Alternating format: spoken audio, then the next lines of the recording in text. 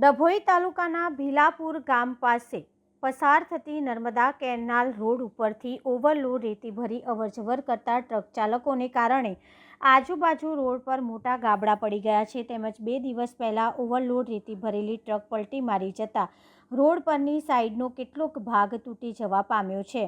અવરજવર કરતા વાહન ચાલકો રાત્રિના સમય પર જતા હોય ત્યારે પડી ગયેલો રોડ ઉપર મોટો ખાડો વાહન ચાલક માટે મુશ્કેલી સર્જે તેમ છે. તેનું રિપેરિંગ કામ થતું નથી. કેનાલ પરથી અવરજવર કરતા વાહન ચાલકોને મુશ્કેલીનો સામનો કરવો પડી રહ્યો છે.